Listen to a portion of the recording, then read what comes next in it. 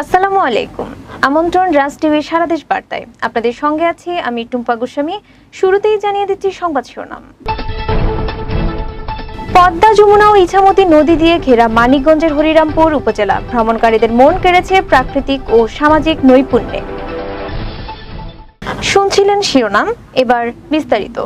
পদ্মা, যমুনা ও ইছামতি নদী দিয়ে ঘেরা মানিকগঞ্জের হরিরামপুর উপজেলা, এর উত্তরে ঘিওর এবং মানিকগঞ্জ সদর উপজেলা, পূর্বে সিংগাইর এবং নবাবগঞ্জ উপজেলা, দক্ষিণে ফরিদপুর সদর উপজেলা, যা পদ্মা নদী হরিরামপুর ফরিদপুরকে দুভাগে বিভক্ত করে রেখেছে, এবং পশ্চিমে শিবালয় উপজেলা। হিন্দু মুসলমান একে অপরের মিলেমিশে জীবনযাপন করছে উপজেলাটিতে। গ্রামীণ কৃষিভিত্তিক সমাজে শান্তিময় জীবনযাপনের উদ্দেশ্যে নারী পুরুষ উভয়ে মিলে যেন পরিশ্রমের শেষ নেই। কিন্তু যখন সর্বনাশা পদ্মার ঢেউ তাদের বসতভিটা নদীর গর্ভে নিয়ে যায়, তখন তাদের হাহাকার ছাড়া কিছুই নেই। তবে হরিরামপুরের প্রাকৃতিক সৌন্দর্য ভ্রমণ পিপাসুদের মন কাড়ার মতো। উপজেলাটি মোট 13টি ইউনিয়ন নিয়ে গঠিত, আর এই ইউনিয়নগুলোর নামও মজার মজার। হরিরামপুর ঘুরে এসে এই নিয়ে বিস্তারিত জানাচ্ছেন মোহাম্মদ শারফুল ইসলাম। দর্শক, আমরা এই মতো অবস্থান করছি মানিকগঞ্জ জেলার হরিরামপুর থানার কুশিয়াচর কাঞ্চনপুর ইউনিয়নের কুশিয়াচর পদ্মা নদীর তীরবর্তী এলাকায়। আমরা এখানে দেখাবো যে পদ্মা নদীর পাশে মানুষের যে জীবনচিত্র, যে কষ্টের কাহিনী আপনাদেরকে দেখাবো। এখানকার নদীর তীরবর্তী মানুষের হিন্দু এবং মুসলিম পরিবার, উভয় পরিবার মিলেমিশে বসবাস করে, কিন্তু তাদের ভাঙ্গন চিত্র, একুল ভাঙ্গেও অকুল ঘরে, এই চিত্র তাদের যেন পদ্মা নদীর মাঝে সাক্ষী হয়ে আছে। এখানকার নদীগুলো ভেঙ্গে নতুন চর গজায়, এটা হচ্ছে এখানকার চিত্র। তো এখন আমরা দেখাবো সেই পদ্মা নদী ভাঙ্গনের, সেই নদীর তীরবর্তী মানুষের জীবন কষ্টের কাহিনী আমরা আপনাদেরকে দেখাবো। মানিকগঞ্জ থেকে প্রায় 40 কিলোমিটার দূরে হরিরামপুর উপজেলা।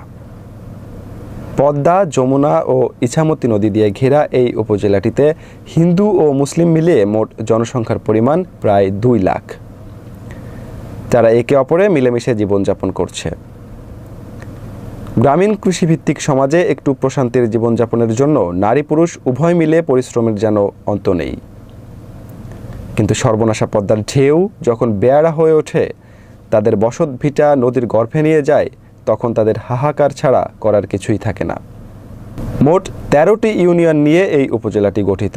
ইউনিয়নগুলোর নাম হলো চালা, বয়রা, কাঞ্চনপুর, ধুলোসুরা, রামকৃষ্ণপুর, আজিমনগর, বলড়া, লেছড়াগঞ্জ, গোপীনাথপুর, সুতালড়ি, গালা, হারুকান্দি এবং বাল্লা ইউনিয়ন। হরিরামপুরের দর্শনীয় স্থানগুলোর মধ্যে লোকমানিয়া দরগা, মুসাখার দুর্গ এবং পোদ্দার বাড়ি অন্যতম। এই মানিকগঞ্জ জেলার হরিরামপুর থানার মানুষের জীবন বৈচিত্র্য এবং পদ্মা নদীর তীরবর্তী মানুষের সেই দুঃখের কাহিনী, এখানকার মানুষের যে কষ্ট বিলম্বনা হয়ে তারা জীবনযাপন করছে, এবং এই ভাঙ্গা ঘোড়া এবং এই দুই ঘোড়ার মাঝে তারা বসবাস করতেছে।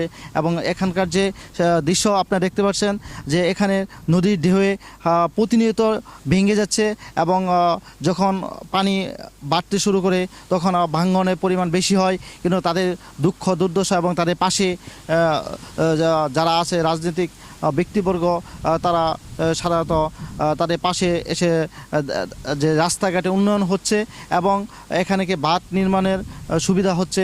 এখানে ধর্ম পালনের জন্য যেমন আছে 161টি মসজিদ, তেমনি মন্দির রয়েছে 73টি এবং রয়েছে মাজারও।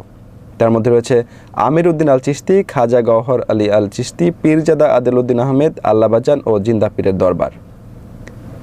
তাদের ওফাত দিবসকে কেন্দ্র করে প্রতি বছর তাদের হাজার হাজার ভক্তরা এসে দোয়া মাহফিল ও খাবারের আয়োজন করে, খাবার বিতরণ করে, সারা রাত ব্যাপী তাদের তরিকার গান পরিবেশন করে।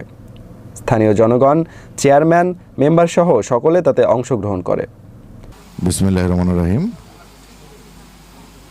হযরত গওহর আলী আল চিশতি নিজামীর 49তম পবিত্র অনুষ্ঠান, পবিত্র ওরস মোবারক উপলক্ষে আয়োজিত আজকের এই মাহফিলে উপস্থিত আছেন অত্র দরবারের হাজার হাজার নারী পুরুষ ভক্ত আশেকান বৃন্দ, এবং এখানে উপস্থিত হয়েছেন রাজ টেলিভিশনের পক্ষ থেকে রাজ টেলিভিশনের প্রতিনিধিবৃন্দ। আমি আমার বক্তব্য উপস্থাপনের আগে আমি সবাইকেই আমি আমার ব্যক্তিগত পক্ষ থেকে এবং মানিকগঞ্জ জেলার অন্তর্গত হরিরামপুর থানার গালানের চেয়ারম্যান হিসেবে আমি এখানে উপস্থিত সবাইকেই আমি আমার ব্যক্তিগত পক্ষ থেকে এবং ঐতিহ্যবাহী গালানের পক্ষ থেকে সবাইকে শ্রেণী মতো সালাম জানাই। আসসালামু আলাইকুম। আপনারা জেনে থাকবেন ঝিটকা এই অঞ্চলটা বিশেষ করে এখানে অনেক পীর দরবেশ অলি আল্লাদের নিবাস। ঝিটকার আসলে পুরো নামটা হচ্ছে এরকম ঝিটকা শরীফ, এবং এই ঝিটকাকে শরীফের মর্যাদায় উন্নীত করবার জন্য যে সমস্ত অলি আল্লাগণ পীর মশায়েগণ কাজ করেছেন, তার মধ্যে আজকে যেখানে দাঁড়িয়ে কথা বলছি গহর আলী শাহ আল চিশতি নিজামীর দরবার অন্যতম। এর মধ্যে আছে জিন্দা শাহের মাজার, আমির আলী সাহেবের মাজার, আল্লাহ বাজানের মাজার, হ্যাঁ, অনেক আসলে পীর মাশায়েকের সাধনার মধ্য দিয়ে আমাদের অঞ্চলটা আসলে একটু আধ্যাত্মিক চেতনায় সমৃদ্ধ হৃদয় প্রত্যেকটা মানুষই, এবং তরিকতের দিক থেকে এরা একটু অগ্রগামী, তরিকতপন্থী লোকের সংখ্যা বেশি। আর ঝিটকা শরীফের চেয়ারম্যান হিসেবে আমার দায়িত্ব রয়েছে আমি প্রার্থনা করি আল্লাহর কাছে আমি যেন এই তরিকতের কিছু খেদমত আমার দ্বারা আল্লাহ করার সুযোগ দেয়। ধন্যবাদ সবাইকে এবং রাষ্ট্রীয়কে। হজরত খাজা শাহ সুফি গওহার আলী আল চিশতি নিজামী ফখরে নূর রহমতুল্লাহ আলাই উনি একজন বিশিষ্ট সাধক এবং ধর্মপ্রাণ ব্যক্তি ছিলেন। তো অনেক কাল উনি এই সাধনায় ব্রত ছিলেন এবং ওনার আমলে তৎকালীন সাধক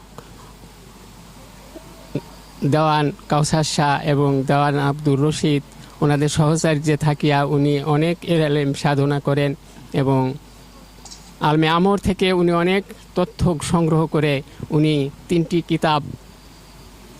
কিতাব রচিত করেন। তার মধ্যে প্রথম কিতাবটি হলো মানব মুক্তি, দ্বিতীয় কিতাবটি হলো জ্ঞান সঙ্গীত এবং তৃতীয় কিতাবটি হলো দর্শন সঙ্গীত।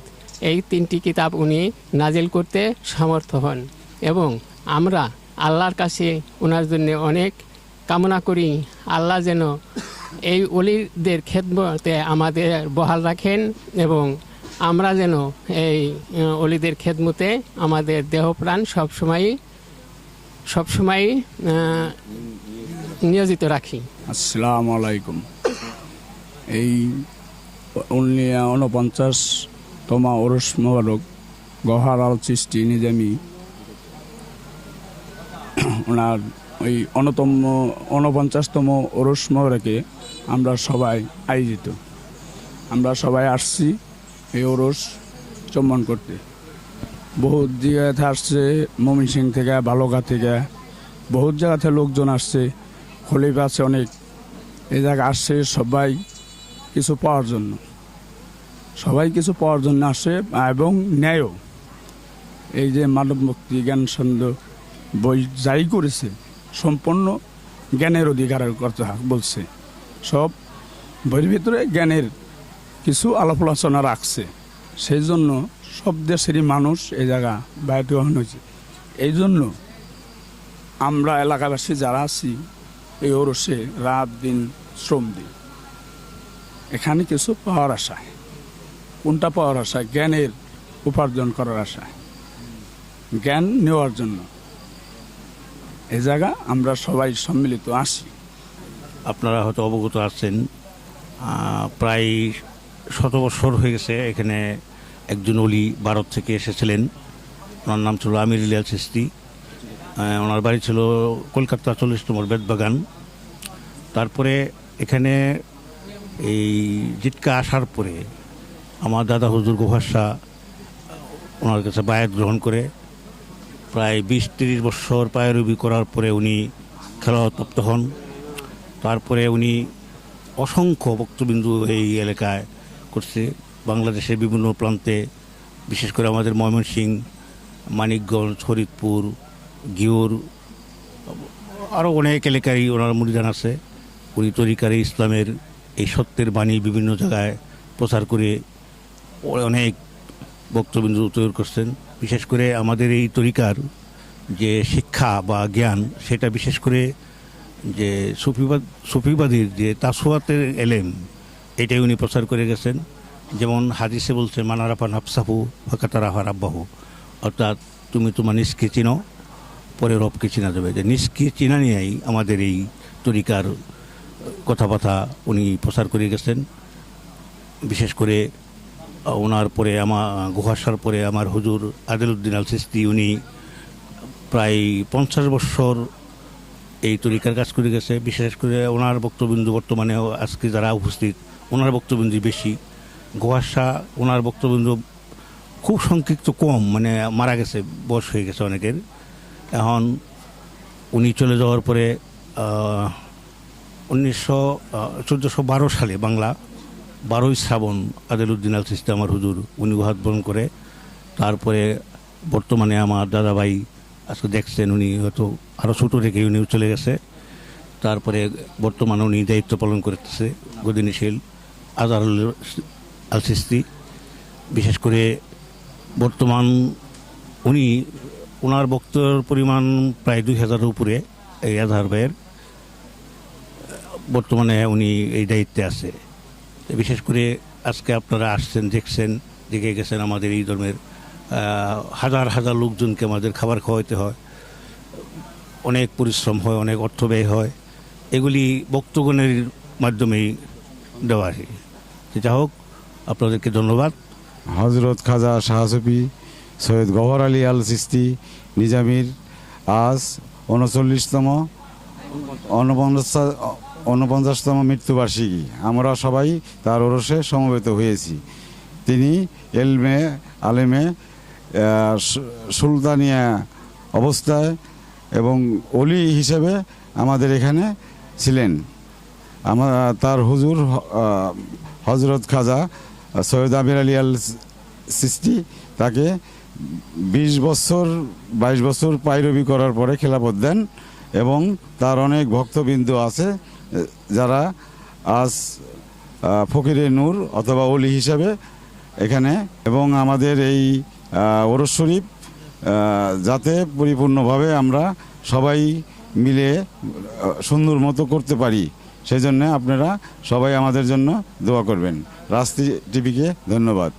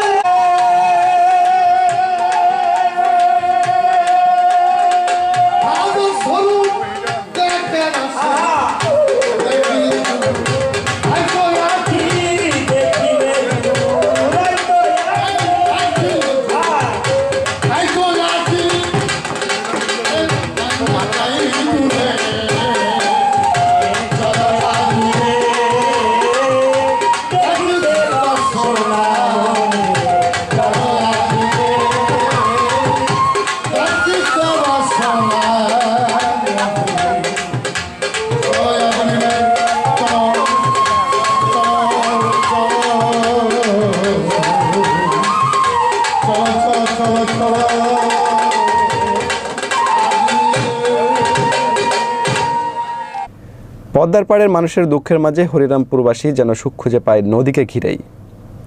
সবুজ শ্যামল বাংলার আদি রূপই যেন খুঁজে পাওয়া যায় এখানে। উত্তাল নদীর বুকে সাঁতার কেটে গোসল, গ্রামের পুকুর, তীর তীর করে বয়ে যাওয়া ডিঙি নাও, সব মিলিয়ে এক অপার সৌন্দর্য ও নৈপুণ্যে ভরা এই উপজেলাটি। শারফুল ইসলাম, রাজ টিভি, হরিরামপুর। দর্শক, রাজ টিভির সারাদেশ বার্তা এ পর্যন্তই। রাজ টিভি দেখতে আপনার ফেসবুক পেজ থেকে রাজ টিভির অফিসিয়াল পেজটি লাইক করুন এবং ইউটিউব থেকে রাজ টিভি চ্যানেলটি সাবস্ক্রাইব করুন। এছাড়াও ভিজিট করুন www.rajtvbd.com।